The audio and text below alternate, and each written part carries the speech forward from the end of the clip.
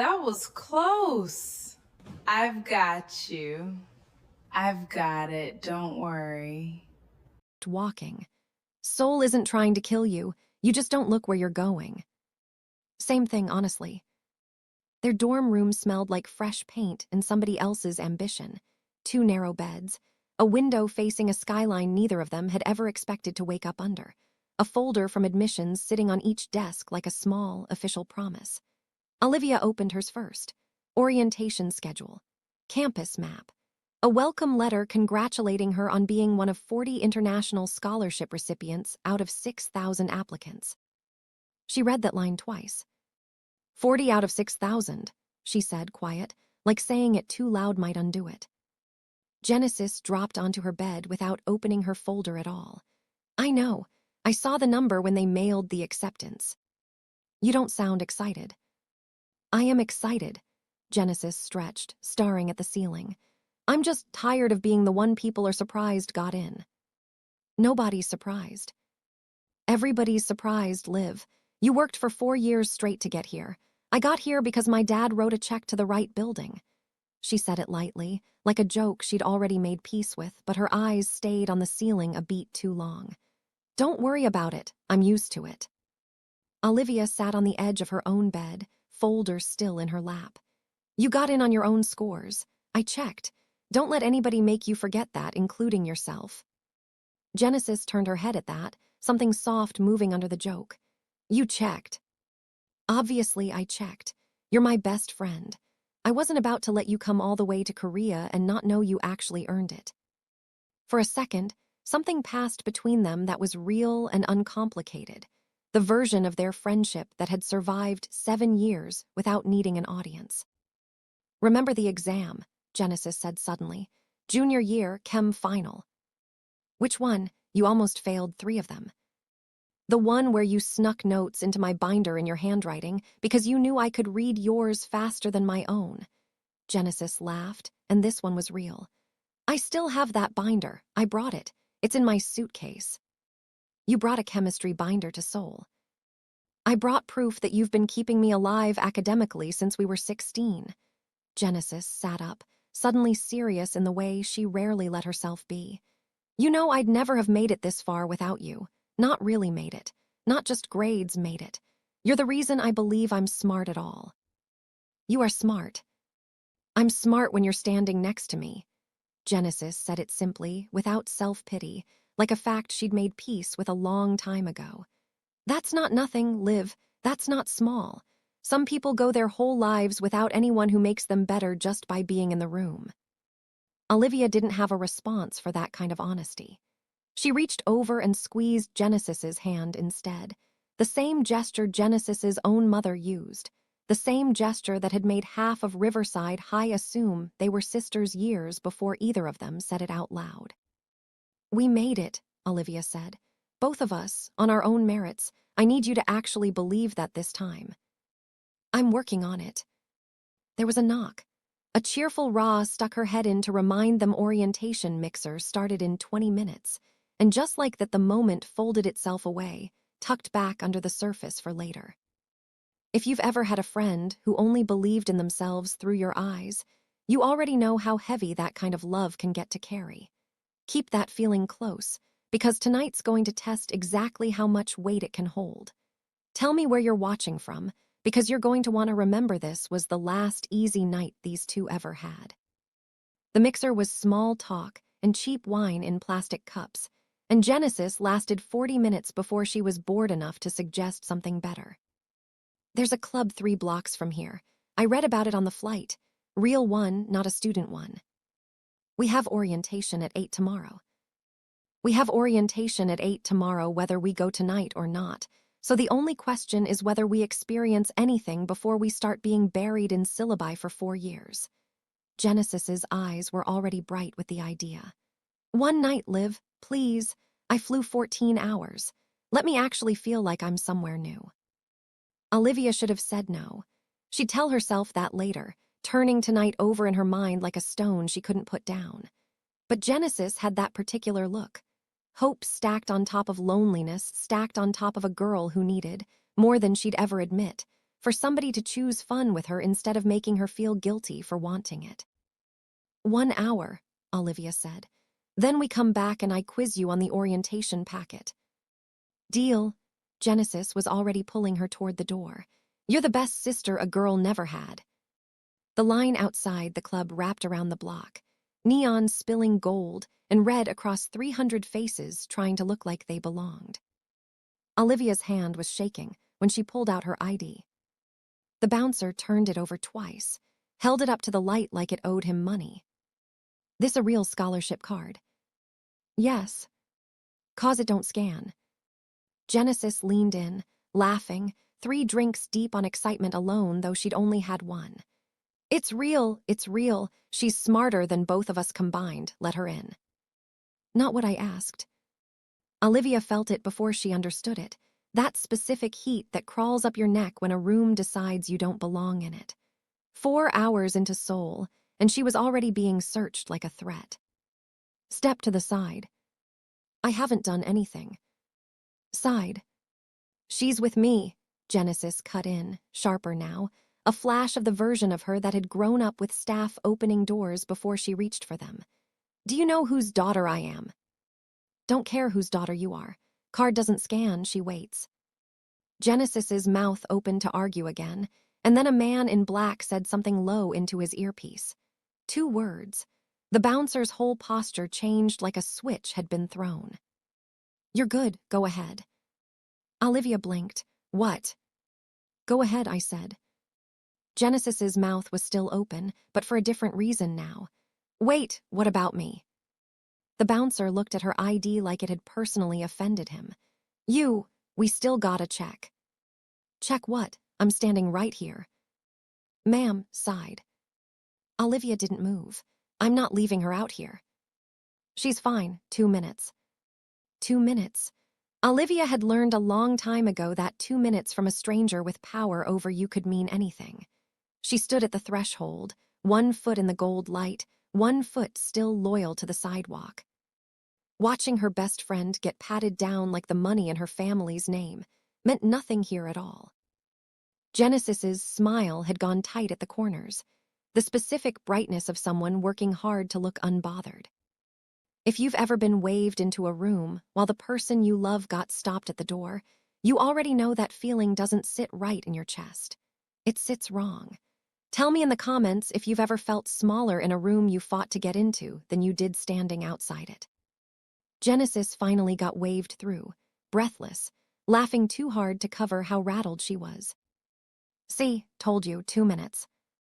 You didn't look fine. I'm always fine. Genesis grabbed her hand, pulling her deeper into the bass and the heat and the bodies. We are in Seoul, Liv. We made it. Can we please have one night where you're not studying my face for cracks? Olivia let herself be pulled. She didn't have an answer for that, but she noticed the way Genesis's hand held hers a little too tight, like she was the one who needed steadying now. The booths at the back were reserved for people who didn't ask what things cost. Genesis found one instantly, ordering without looking at the menu. Olivia sat with her hands in her lap like she was still in a lecture hall. We said 1 hour. We said 1 hour like an hour ago. Relax, drink something. I don't drink. I know, I ordered you water with a lime in it so you look like you're participating in your own life. Genesis slid the glass toward her, grinning. There, now you're basically wild. Olivia almost laughed despite herself. That was the thing about Genesis nobody outside the two of them ever fully understood. Underneath the chaos, she paid attention. She always had. She just paid attention to different things than Olivia did. A waitress came by with a tray, and one of the men at the neighboring table, expensive suit, worse manners, grabbed her wrist hard enough that her tray tilted, wine sliding toward the edge. Say it again in English. I don't do this Korean nonsense. The waitress's face didn't change, but her eyes did. That specific stillness of someone doing math on how much this job is worth to her. Olivia was standing before she decided to stand. Let go of her. The suit turned, amused. Excuse me. You heard me. Liv, Genesis's hand shot out, gripping her arm. Not tonight, please, just let it go just this once. You made it my business when you grabbed someone who can't grab you back.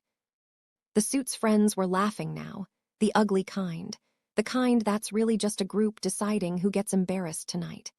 Olivia's pulse was loud in her own ears, but her voice didn't shake, and that seemed to unsettle him more than defiance would have, not anger, but the total absence of fear in it. Sit down, sweetheart. This isn't your business. You made it my business. A beat, his smile faltered just barely. He let go of the waitress's wrist, muttered something, turned back to his table like it had been his idea all along. The waitress caught Olivia's eye for half a second. Didn't say thank you, didn't need to. Genesis exhaled hard. You cannot do that here. This isn't home. I know how to not watch something wrong happen in front of me. That's going to get you killed one day. Then I guess I'll die annoying. Genesis almost laughed, but her eyes had already drifted over Olivia's shoulder, toward the far corner of the club, where a private section sat elevated above the rest of the floor, glass railing, low light. A man seated alone with 3 empty chairs around him like nobody was allowed to fill them without permission. Liv, her voice had changed, lower, hungrier. Look. At what? Corner booth, don't be obvious. Olivia turned around. He wasn't performing, and that was the strange part.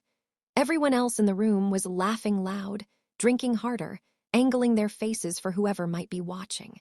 He sat still, one arm along the back of the booth, watching the room the way you'd watch weather. Tattoos climbed from beneath his collar up the side of his neck, more winding down over his knuckles where his hand rested on the glass table. Who is that? I don't know, but look at how everyone's acting around him.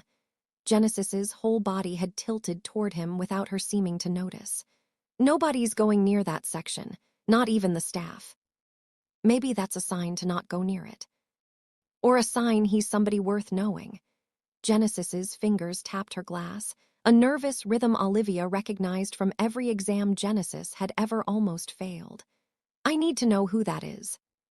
You need water. I'm serious. So am I. Look at your hands. Genesis looked down at them like they belonged to someone else, and for a second the performance dropped entirely. Something rower underneath, closer to hunger than curiosity. Have you ever watched a friend fall in love with a room before they fell for the person sitting in it? Comment below if you've seen that happen up close. It never ends the way people think it will. Genesis didn't approach him that night. She circled. She found reasons to walk past his section, to the bar, to the bathroom, back to the bar again, each time slower, chin lifted a fraction higher, waiting for a glance that never quite landed on her. You're going to wear a groove in the floor. I'm being strategic. You're being obvious. There's a difference. Not from where I'm sitting. Genesis dropped into the booth, deflated for exactly 3 seconds before rebuilding. Fine, I'm just going to go say hi. Genesis. Worst he says is no. Worst he says is nothing, and you spend the whole night pretending it didn't happen.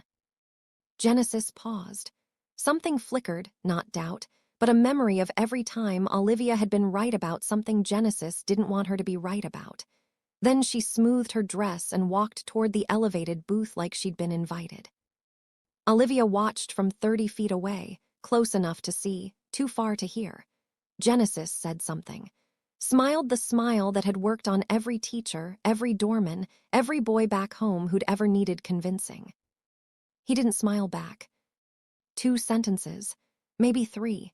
Whatever it was, Genesis's posture recalibrated, not devastated yet, just adjusting to a plan that wasn't working. She came back with her chin still up, eyes not as bright. What'd he say? That he doesn't do introductions at clubs. That's not a no. It's not a yes either.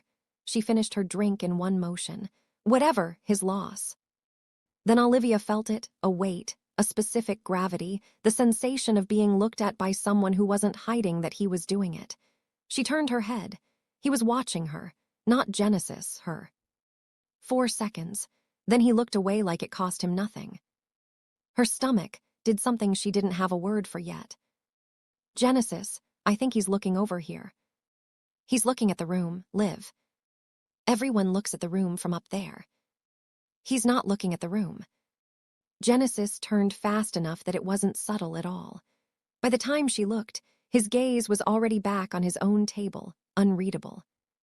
You're imagining things. Maybe. But she knew what she'd felt, and it didn't feel like imagination. It felt like being catalogued. He crossed the room 40 minutes later. Not toward Genesis's booth, past it, past 3 other tables of people who all straightened when he passed like a change in air pressure, and stopped at Olivia's table like it was the only one that existed. Up close, he was younger than the tattoos suggested and colder than his face let on. His voice, when it came, was quiet enough that she had to lean in, which she suspected was exactly why he pitched it that way. You stood up for a waitress an hour ago. Not a question. Someone had to. Most people don't. Most people aren't watching, apparently. You were. Something shifted behind his eyes, not quite a smile, but its ancestor. I watch everything in this room. Professional habit. What's your profession? Complicated. That's not an answer. It's the only one you're getting tonight. Genesis had gone very still beside her, body angled like she was trying to reinsert herself into a conversation that had already closed a door on her. I'm Genesis, by the way. We met earlier. He glanced at her the way you'd glance at a name tag. I remember. Then back to Olivia and staying there. What's your name? Why does it matter? Because I'd like to know it. You didn't ask for introductions at clubs. Her words, not mine. That almost smile again, sharper. I make exceptions. Lucky me. Olivia, Genesis cut in, a warning dressed as helpfulness. Just tell him. Olivia held his gaze a beat longer than comfortable, because something stubborn in her, the part that learned young that giving things away for free costs you later, wanted him to wait for it. Olivia. He said it back once, quiet, filing it somewhere permanent. Then, without another word, without so much as a glance at Genesis, he turned and walked back to his booth, and the whole room seemed to exhale at once. Genesis's face was doing something complicated, bright on the surface, colder underneath, the way ice looks smooth right before it cracks. Well, too light. Guess he's not as unavailable as he seemed. Genesis, I didn't. I know you didn't do anything. She said it fast, generous on purpose, like she needed to be the bigger person before the smaller feeling caught up to her. I'm not upset. I'm really not. She wasn't lying, not exactly. She just wasn't finished yet. If you've ever watched a friendship shift half a degree and pretended you didn't feel the temperature change, that's the moment we're in right now. Hit like if you've been there. Comment below if you think Genesis's smile was real. The ride home was quiet in a way that had a different shape than their usual silences. Genesis stared out the window, phone in her lap, unlit. She hummed something under her breath, an old song from home, the kind of thing she did when she was choosing composure over confrontation. You're humming. I hum when I'm happy. You hum when you're trying not to say something. Genesis's mouth curved, tired. Maybe both things can be true. You don't have to protect my feelings about this. If tonight bothered you, I'd rather know. It didn't bother me. A pause, and this time she let the pause sit instead of rushing to fill it, a different move than before, quieter, more honest in its incompleteness. It surprised me. That's different from bothered. Surprised how? I've never watched a room not look at me first. Genesis said it simply, no venom in it yet, just an observation turned over like a stone. It's a strange feeling. I don't think I like it, but I don't think it's your fault either. Olivia studied her, unsure which version of Genesis she was talking to. You'd tell me if something was actually wrong. Right, not the club, something real. Of course I would. A beat and then softer. Since when do we not tell each other things? The answer came a half-second too fast to be entirely comfortable, but this time it didn't come dressed as an argument. It came dressed as a promise neither of them was sure yet would hold. The car slowed at a red light Olivia didn't notice, because she was watching Genesis's phone light up once, briefly, a name she didn't recognize flashing before Genesis turned it face down against her thigh, unhurried, like it barely mattered. Who's that? Orientation group chat. Time zones are chaos right now. Genesis yawned, stretching the lie thin enough to look like exhaustion instead of evasion. Everything's weird this week. Give it a few days. Olivia let it go, because you don't interrogate the person who held your hand through every hard year of your life over one flash of light on a phone screen. But some part of her, the part that had spent a decade reading rooms for danger before she could read for anything else, filed it away without deciding yet what it meant. The message came the next morning, while Olivia was still unpacking her books onto a shelf that didn't feel like hers yet. An email, university letterhead, subject line clinical and cold, regarding discrepancies in scholarship documentation. Her stomach dropped before she'd even opened it. Dear Ms. Grant, our records office has flagged an inconsistency in your submitted financial aid materials. Please report to administrative services at your earliest convenience to resolve this matter before it affects your enrollment status. She read it 4 times. There was no discrepancy. She'd triple-checked every form herself because triple-checking was the only luxury poor and disciplined had ever agreed to share with each other. She found Genesis in the kitchen of their shared dorm, sipping coffee, scrolling her phone with the particular stillness of someone trying very hard to look like she wasn't waiting for it to buzz. Did you get an email from admin? Genesis looked up, something crossing her face fast enough that Olivia almost missed it. No, why? There's a problem with my paperwork. There's no problem with my paperwork. That's weird. First week, they probably mess things up all the time. You didn't get one. No, a beat too long. Want me to ask around? I met a few people at orientation who might know someone in that office. I'll handle it myself. Something in Genesis's shoulders loosened. Relief, quick and small, gone before Olivia could be sure she'd seen it at all. You always handle everything yourself. There was something underneath the lightness of it now, something closer to old ache than new resentment. I used to think that made me lucky, having you around. Now I just wonder what that makes me. That's not what I meant by it. I know what you meant. Genesis set the cup down. Gentler than the last time, this conversation had almost happened, quieter, which somehow made it land harder. I've just been thinking about it since the club, about what I actually bring to this, to us. You bring plenty. Name one thing you couldn't have got here without me. Olivia opened her mouth, and nothing useful came out fast enough. That silence was its own answer, and they both heard it. That's what I thought, Genesis said, not cruel, just tired. I'm not saying it to hurt you. I'm saying it because I think I finally understand why I want something in this city that's actually mine. Something that doesn't already have your fingerprints on it. Olivia's throat tightened. Genesis. I'm not blaming you.